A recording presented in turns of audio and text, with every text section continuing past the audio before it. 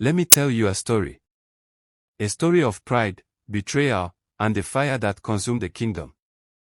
Long ago, in the heart of Yoruba land, there was a warrior like no other. His name was Afonja.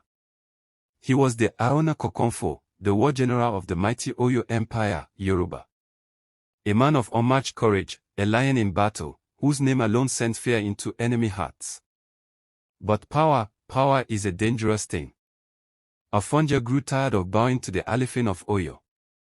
He believed the king is blind by politics and had hatred against him for sending him to wage war on Iworia, which is illegal to any Aona Kokonfo. Because it will eventually lead to death of any Aona Kokonfo who do so. So Afonja made a decision, one that would echo through history. He would break away. He would rule Ilorin not as a servant of Oyo, but as its master. But how do you fight a kingdom? You gather allies. Even ones with venom in their teeth. Afonja turned to the Fulani, northern warriors of Islam, led by a quiet man named Shehu Alamai. The Fulani had just begun their jihad across the land, spreading their religion and their rule. Afonja thought, let them come. Let them fight beside me. Then I will send them home. So Alamai came. With him came warriors, scholars, preachers, and fire. Together, they fought. Oyo's messengers fell.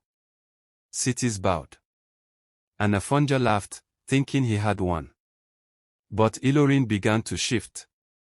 The drums of the Yoruba grew silent, replaced by the soft, powerful call to prayer. Mosques rose. The people began to follow Alamai. Not just his religion, but his leadership. Afonja, once the lion of Ilorin, found his roar fading. He grew uneasy. He ordered the Fulani to leave. But they had come to stay. Alamai's followers had grown strong, clever, and rooted. They whispered among Afonja's own warriors. Turned them. Bought them. Converted them. And then, one day, as the sun burned hot over Ilorin's roofs, they struck. The Jomos, a militia formed from Afonja's own soldiers, rose like shadows. They swarmed his home. Afonja, proud and fierce, drew his sword and fought like a wounded beast. But the numbers were too many. The betrayal too deep.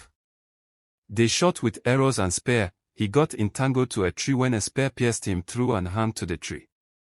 And they killed him. The flames that danced on Afonja's body were the same flames he lit when he invited strangers into his house, thinking he could tame them. When the smoke cleared, Ilorin was no longer governed by Yoruba. No longer Oyo. It was claimed by the Fulanis. Shehu Alamai's son became Amir, not king.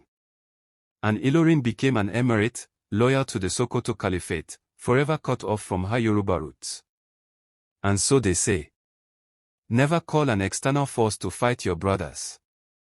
For when the battle ends, the externals may claim your home. Because you would have no one to help you fight back.